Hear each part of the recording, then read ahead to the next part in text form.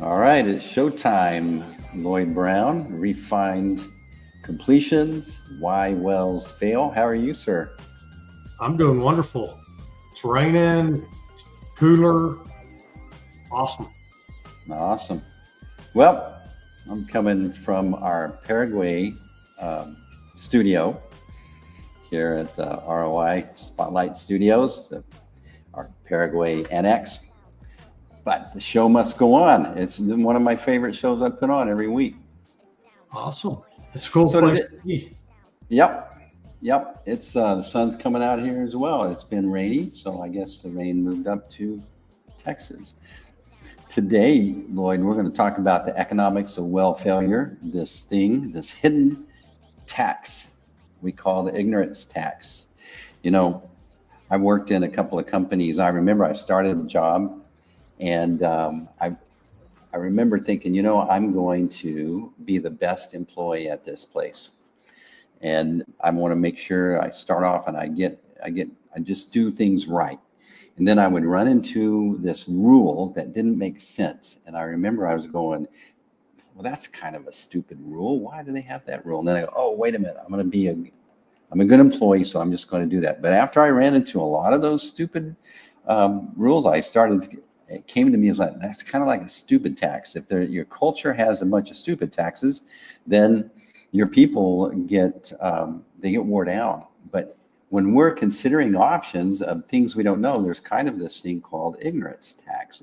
If you knew, you could have a different expectation when you want to consider that. And I think that you guys kind of fit in there because you're helping folks realize there's a better way about producing a healthy well, and it's the refined way. That's right. I, I don't want us to think like we're belittling somebody for having an ignorance tax. And sometimes it's choosing not to listen to the voices, right? Because, and I think we should call it the snake oil tax.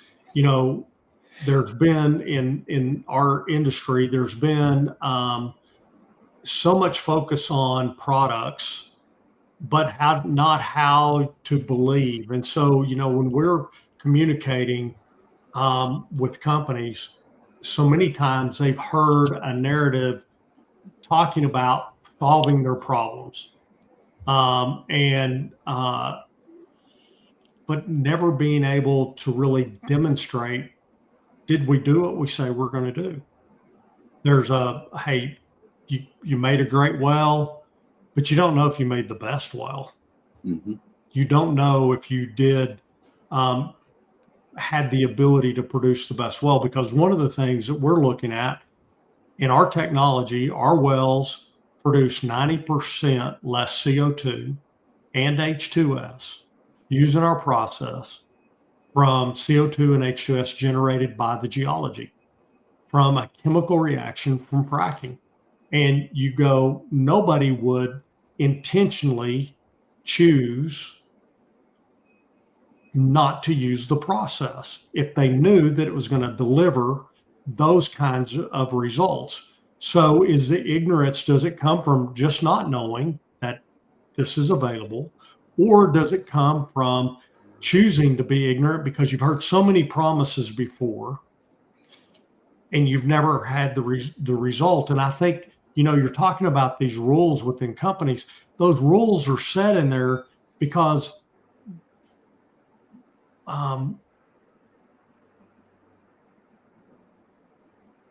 they've been lied to so many times. So they're trying to save these team members from going through the pain that they experienced because there wasn't a promise, or there wasn't proof of a promise that followed up, providing an education or acknowledgement or bringing light to the situation, right? And so that's where there's a real challenge in our industry, is that there's been so many promises, and also not understanding what the real problem is. We've had many conversations where they go, well, CO2 and H2S isn't a problem. We can sell our gas. We can produce our wells. It's not a problem for us. The problem is it's still a cost. And in many cases, we see that CO2 and H2S generated through the fracking process, it's not naturally occurring. It's through the liberation of carbonates and the liberation of pyrite, creating H2S and CO2. Well, our process mitigates that at least 90%, in many cases, as close to 100% as you can get. And when you're looking at that, what happens over 10 wells, 20 wells, 30 wells, if you reduce the amount you're producing in all of your production by 90% or greater, that's coming from the formation because you left it on the rock.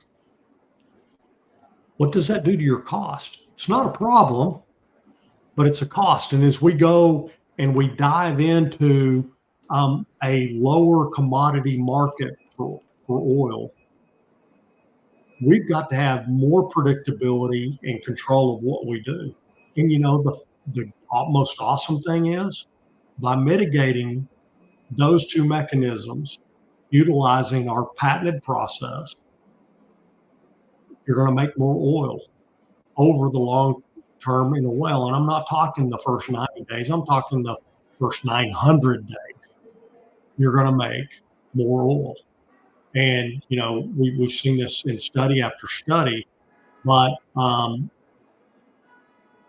problem is the challenge for us as we're going through the education process and removing either bias, ignorance, or belief, we have the ability to show and prove what we said we were going to do, we're going to do. And that's the most unique thing about it. So the other things that you avoid from keeping keeping that stuff in the well, we're avoiding wear and tear on equipment. After that's going to be a cost, there's no right? the reduction of corrosion and scale, both subsurface and surface, drops at the same ratio. There's just a multitude of accelerated benefits. The amount of fines that are generated are dropped by the same amount because you're keeping the geology stable. It's in dynamic equilibrium. You're producing more long chain hydrocarbons over a longer period of time. It's just all of these components that you're looking for to provide an asset that gives a long-term return on that investment. So this snake oil tax, this we've been bitten many, whether it's in this industry or any other industry, we've had folks show up, make a promise. Here's this stuff in a jug. It's off the shelf. It's ready to go. It did great in this last well. It'll do great in this well.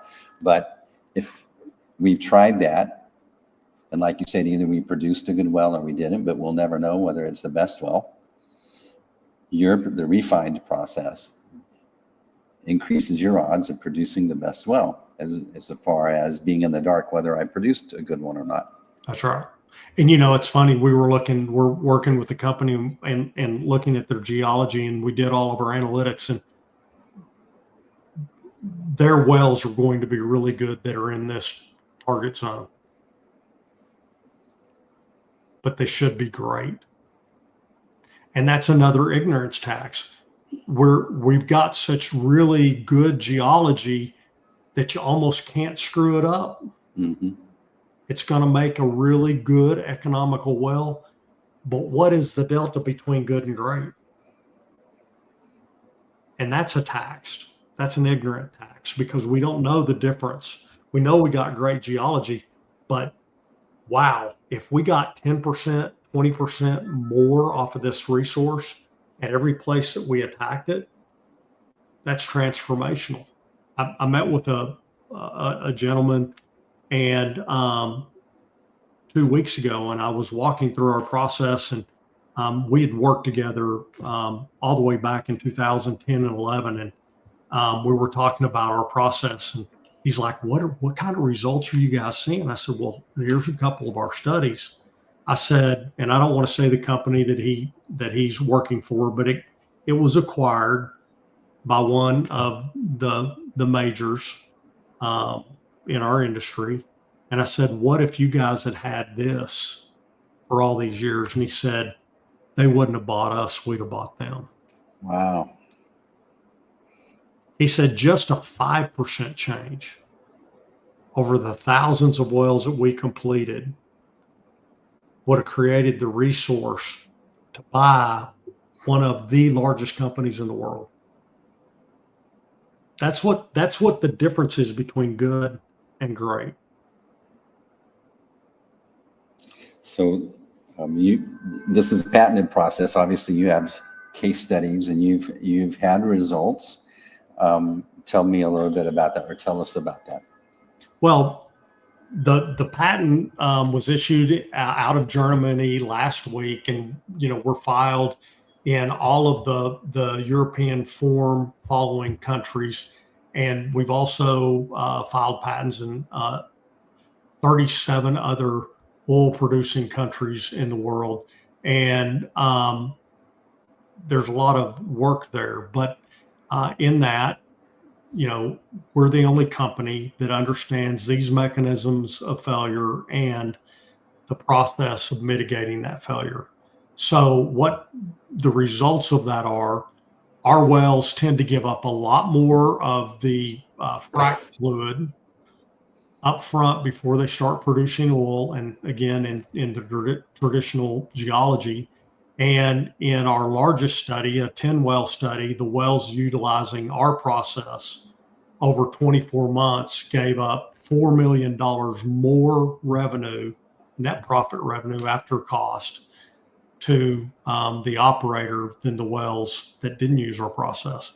And so, and we've got multiple single well, double well studies that have been done that continue to show the same thing. But the unique factor is when we're getting the first returns on the frac water, on the flow back, we are able to see and understand if we did our job. We have the ability to measure that against what the geology says it has. So even before we see a drop of oil, we're able to go, yeah, this well is going to do exactly what we promised.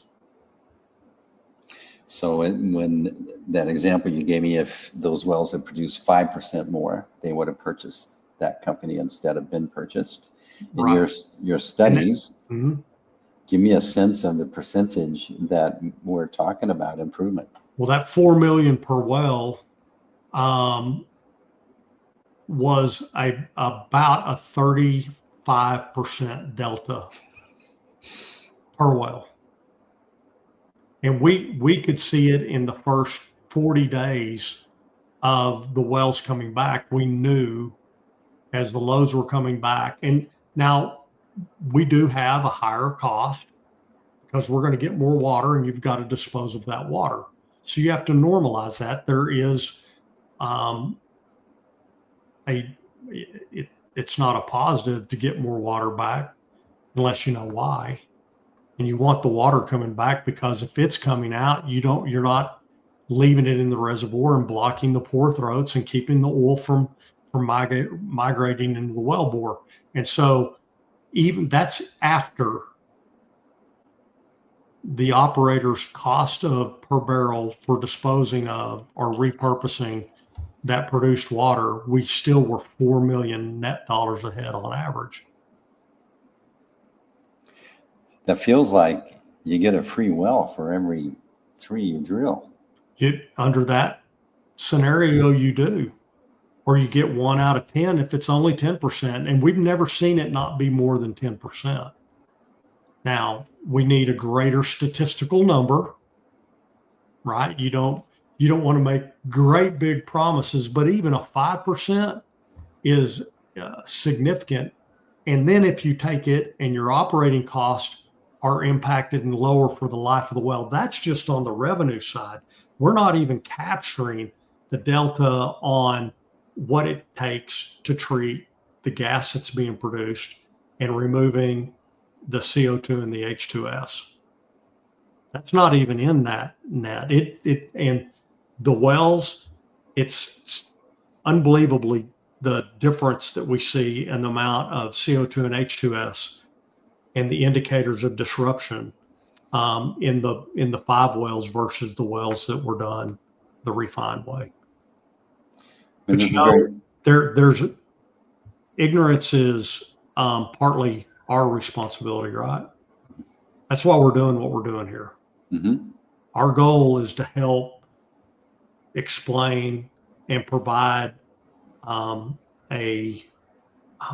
way. And if anybody ever has questions, we love to have questions that come from this. And I've had a lot of offline conversations. It's amazing, but we want people to ask all the hard questions, throw like I said last week, the BS flags, the basic sediment flags, and let's have those conversations.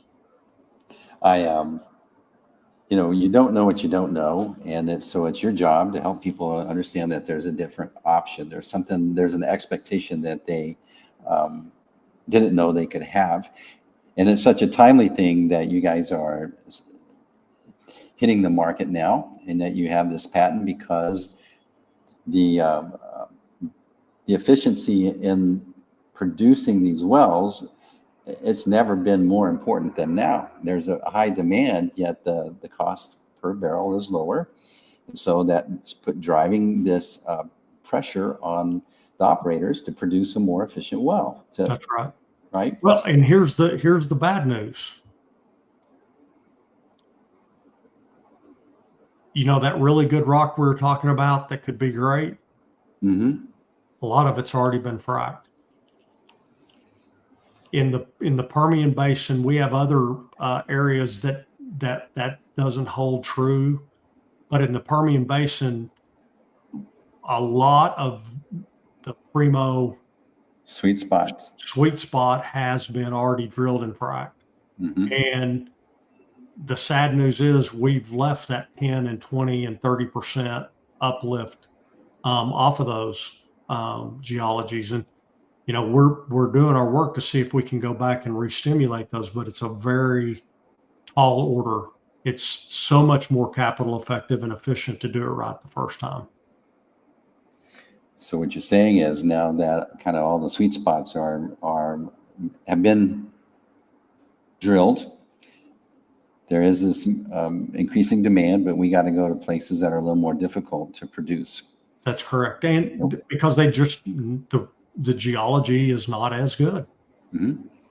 And so the refined way process is increasing the odds that they can produce an efficient and effective well. That's right. How does that, when you say we want to show that we did the work that we said we did, what does that mean when you say that? So when we're looking at the geology and we're taking and we're fracking the well, we predict what disruption looks like, and then we provide a prescriptive treatment protocol to put it in dynamic equilibrium.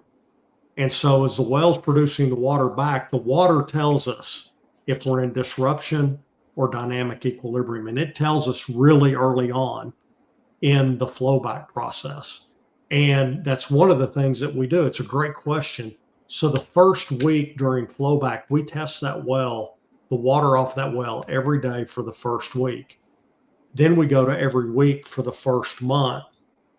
And then we go to every other week for the next month, and then monthly thereafter, because you have to understand whether or not you've done what you said you're going to do. You have to look at the results. And the water is the number one key indicator. Did we keep this in dynamic equilibrium, or did we allow it to stay in disruption? And it's amazing. We've got our database is full of wells that have been in dynamic equilibrium or they've been in disruption. And we can go back, and that's where we've taken AI to go in and do the analytics for us and find where the disruptions occurred and where we've had it in dynamic equilibrium because we've known a part of this for a long time. We didn't understand the why behind it. What's kind of cool is the snake oil tax that we're talking about. That's based on a bias that you would have. You're going to make your best guess off your gut, and like this chemical with this in this bottle is going to do it. But AI is removing that bias, and what you're saying is what we said we're going to do is that you show up with an unbiased report based on data that's going to tell you how this particular geology should be treated. Correct. And then that water coming back is confirming or saying that you need to adjust a little bit to That's keep right. your word. It's no different than when you've improved your diet and the doctor, you go in and take a blood test. It's like, Steve, your cholesterol's high, buddy. Your triglycerides, man, you got low T, Steve. You got a lot of problems going on. And then you change your diet. You maybe start doing a little bit of hormone replacement therapy, and you go back and get your blood work, and it's like you're a whole new person. That's what we're talking about. We're talking about you can tell when a well has been encumbered, and for the life of that well, it's going to have problems, or we've mitigated those, and we've done it ahead of time. We've done it before the well's ever been born in this case, and that's the time to do it. So you can prevent these wells from being grumpy and having low T. I think that so in the business planning, I would imagine that you have a team of folks that are getting everything, all the ducks in a row to produce this well in the most efficient business manner, and to have the refined process to step in this and know how to behave or how to address it down in that hole. That's this invisible dark place. We used to guess and go by our gut, but now we can look at the data, design a plan, and then audit that plan to see how well we did.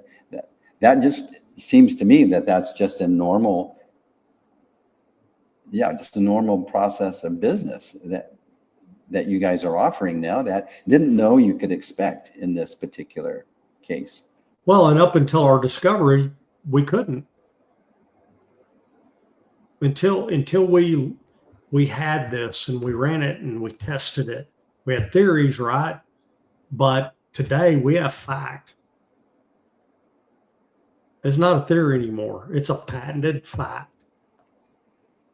And, somebody goes, hey, last week said to me, said, Lloyd, how do we, how can we believe this? And I'm like, well, do you believe that the European Patent Office would give us this patent out of Germany, the most rigorous in the world? You don't have to believe me, believe them. Believe them. And that's the nice thing is it's,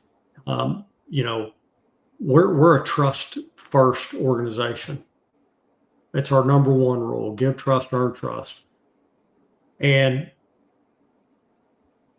But with the ignorance or the bias tax from the snake oil days, just trust me.